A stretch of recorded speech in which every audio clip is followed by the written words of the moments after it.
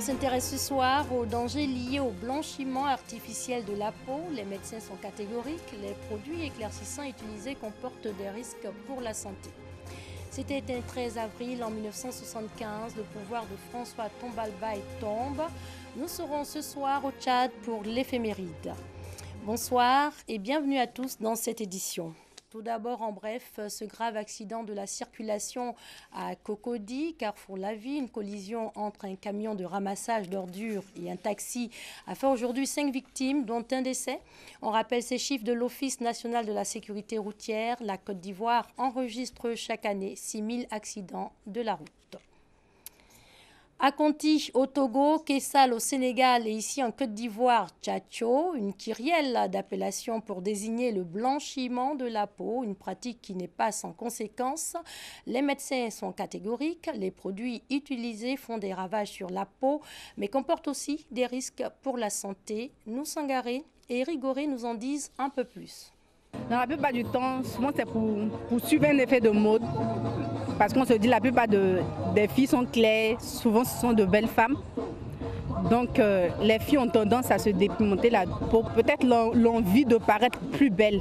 J'aime les femmes claires parce que quand tu les vois en distance, bon, ils ont la beauté quoi. Plus surtout quand il fait chaud quoi. Parvenir à obtenir une peau plus claire pour plaire aux hommes, une pression sociale qui amènerait les femmes à utiliser ces produits.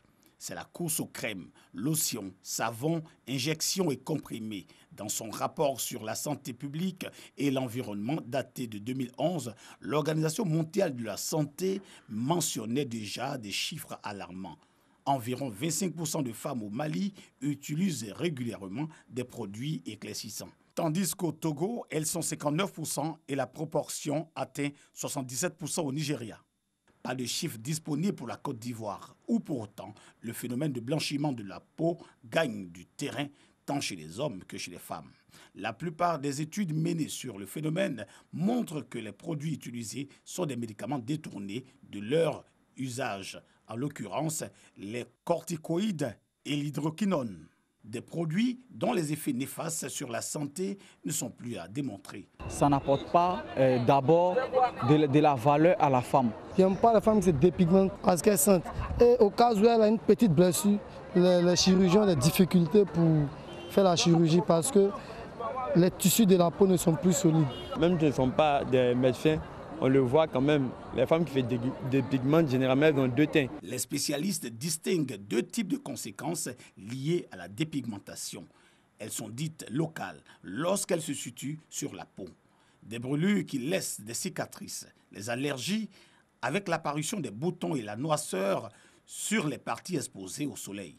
Mais ce n'est pas tout. L'organisme peut aussi être atteint des conséquences globales qui peuvent conduire à des maladies cancérigènes, l'hypertension artérielle et l'insuffisance rénale.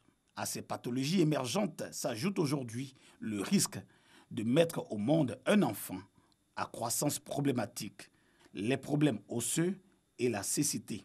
La dépigmentation, un véritable problème de santé publique. Depuis le 29 avril, la fabrication, la commercialisation et l'utilisation de certains produits éclaircissants sont interdites en Côte d'Ivoire. Mais il faut croire que la pratique du blanchiment volontaire de la peau a la peau dure. C'est le cas de le dire, Rigoré. On va partir à présent au grand marché de Marcory. Au premier étage de l'édifice, on remarque la présence de jeunes coiffeurs. Leur spécialité, la coiffure pour dames. Et ce qui frappe chez ces jeunes messieurs, c'est leur allure efféminée. Certains parmi eux mettent cela sur le compte d'être régulièrement entourés de femmes. Le reportage de Doigt des Lasers. Nous sommes au grand marché de Marcory. Dans cet espace, juste au premier étage, un palier dédié à l'esthétique et à la beauté. On y trouve des salons de coiffure pour dames avec comme spécialité les tresses et le tissage. Et ceux qui y travaillent sont tous des hommes dont on remarque tout de suite l'aspect efféminé. Guy Martial est l'un d'entre eux. Cela fait plusieurs années qu'il exerce ce métier. Depuis tout petit, j'ai commencé à tresser mes soeurs, je tressais mes amis de classe. Et c'est là qu'est partie la coiffure, quand j'ai arrêté l'école. Nos amis, pas de moquerie. Au contraire, ils sont satisfaits. Parce qu'avec la coiffure que nous faisons, on arrive à se nourrir, à payer notre maison, à faire tout ce que nous voulons. Leur démarche, gestes et manière de parler s'apparentent plus à la gente féminine, une allure qui a tôt fait de dire d'eux qu'ils sont homosexuels. Ce que refuse Guy Martial, qui affirme que c'est le métier qui les rend ainsi à force de côtoyer les femmes. Souvent, il y a d'autres clientes qui posent des questions, bon, mais elles ne rentrent pas trop dans les détails. Elles disent quoi, par exemple? Non, pourquoi tu es féminé, pourquoi tu es féminé, ceci, cela, bon, c'est tout. Les femmes qui nous tassent, ça ne dépend qu'elles. Bon, je trouve aussi c'est la jalousie, c'est tout. Ça ne nous dérange pas. Ça ne nous dérange pas. Malgré tout ce que les gens vont dire, c'est notre métier. Nous-mêmes, on encourage aussi d'autres qui ne font rien, de faire comme nous. On est d'aller voler. Ça rapporte, ça fait voyager. Ça ouvre l'esprit aussi. Et puis ça permet d'avoir toujours de l'argent sur toi. Ça donne de prendre son métier au sérieux et d'économiser. Parce qu'ici, ça ne paye pas comme nous on veut. La situation porte à équivoque, mais ne dérange nullement les clientes qui préfèrent souvent se faire coiffer par des hommes pour diverses raisons. Avec eux, il n'y a pas assez de disputes au niveau des prix ou bien au niveau des coiffures. Quand tu leur expliques la coiffure que tu veux, ils le font normalement. Quand c'est les femmes, parfois quand ça va commencer, elle va te dire non, la coiffure que tu as choisie ne va pas aller avec ton visage, laisse-moi choisir. Et quand elle choisit, souvent, bon, à la fin, il y a des disputes. J'aime me tresser chez les hommes parce qu'eux, ils se consomment plus. Il y aura qu'on passe maintenant, je préfère plus les hommes. La coiffure pour dames, ce secteur autrefois dévolu aux femmes, est de plus en plus investi par des hommes qui ont un talent certain, mais qui souvent sont à tort ou à raison taxés d'homosexuels. En bref, le calvaire des petites bonnes, elles sont souvent victimes de maltraitance de la part de leurs employeurs, une situation vécue par des milliers de domestiques mineurs au Maroc comme presque partout ailleurs. Pourtant, il existe une loi destinée à limiter les abus dans le domaine.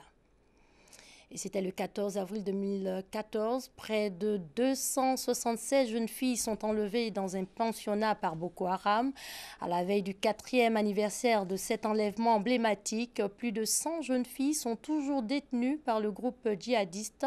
Selon l'UNICEF, depuis 2013, plus de 1000 enfants au total ont été enlevés par Boko Haram dans le nord-est du Nigeria. Et l'Afrique du Sud a rendu hommage à Winnie Mandela, l'héroïne de la lutte anti-apartheid. C'était le 11 avril dernier en Afrique du Sud. Pour rappel, l'ex-femme de Nelson Mandela s'est éteinte à 81 ans le 2 avril dernier. Surnommée la mère de la nation, Winnie reste une icône controversée. Mata Pello avait 2 ans quand son frère a été assassiné en 1989.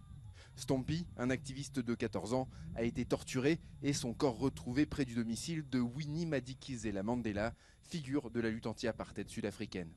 Près de 30 ans après, les circonstances de sa mort restent incertaines. Sa mère se souvient. Peu après, un de ses amis m'a dit que Stompy avait été tué dans la maison de Winnie Mandela à Soweto.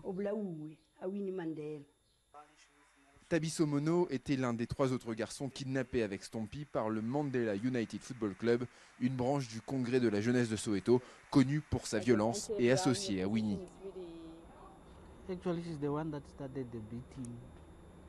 En fait, c'est elle qui a commencé à nous frapper, tous. Et ensuite, les autres ont continué, pendant au moins 1 heure, peut-être 2. Stompy était alors sous la protection de l'évêque Paul Verine, qui abritait de jeunes activistes recherchés par la police du régime d'apartheid lorsqu'il a été enlevé, accusé à tort d'être un informateur. Malgré tout, le religieux garde de l'admiration pour Winnie Mandela. Elle avait clairement quelque chose de mystique, de magnifique, qui en faisait un être humain à part. Mais cet être humain pouvait être à la fois aussi brillant que le soleil et parfois aussi sombre que les ténèbres qu'elle combattait. Pour sa participation à l'affaire, Winnie Mandela a été condamné à 2 ans de prison, une peine rapidement suspendue. Plus tard, la commission de vérité et de réconciliation, mise en place à la fin de l'apartheid, a conclu que la leader avait conscience des violences contre Stompy et avait failli à ses responsabilités.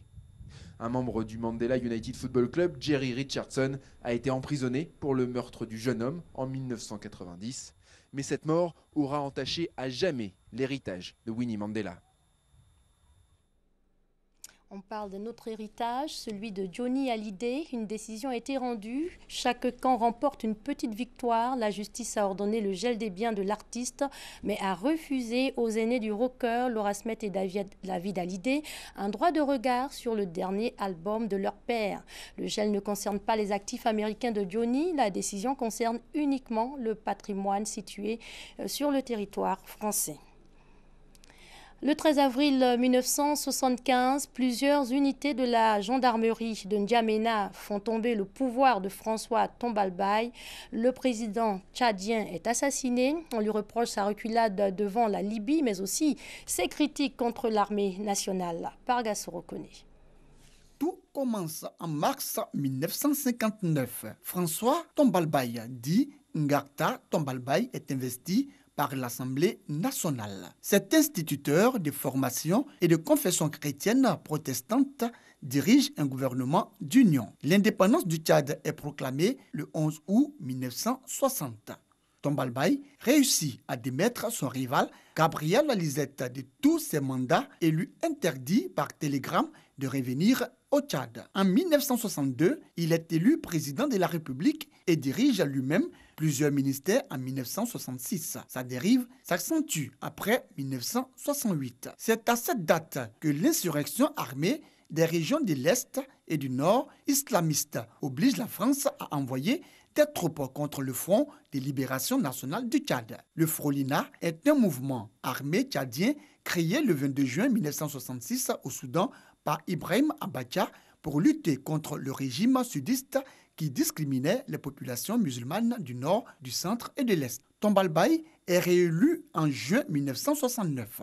En 1971, il déjoue une tentative de coup d'État orchestrée par la Libye et se lance comme Mobutu du Zaïre dans une campagne d'authenticité africaine, changement des prénoms empruntés de l'Occident aux prénoms d'origine africaine et tchadienne. Lui-même passant de François à Ngarta.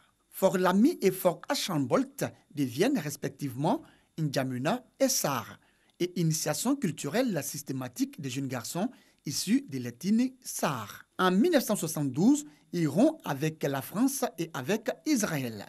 Il renoue les relations avec le Soudan et se tourne dans le même temps vers les États-Unis dans le cadre de la recherche pétrolière au Tchad. En décembre 1972, Tombalbaye accepte l'occupation de la bande d'Aouzou par la Libye en échange de l'arrêt du soutien au Frolina. 6 mois plus tard, les troupes libyennes investissent la région et créent une base aérienne près de l'oasis d'Aouzou. Ces critiques relatives aux performances médiocres de l'armée nationale tchadienne dans la guerre civile irritent le corps des officiers. En mars 1975, il ordonne l'arrestation de plusieurs officiers supérieurs après dans une tentative de putsch. Le 13 avril 1975, plusieurs unités de la gendarmerie de N'Djamena, agissant sous la direction initiale de jeunes officiers, fomentent un coup d'État. Il reproche au pouvoir sa reculade devant la Libye. François Tombalbaye est assassiné. L'ancien commandant de l'armée nationale tchadienne, Félix Maloum, arrêté en mars, est nommé président à sa place par un conseil militaire. Maloum dénonce aussitôt le traité signé par son prédécesseur avec la Libye et reprend le soutien aux rebelles libyens opérant depuis le Tchad.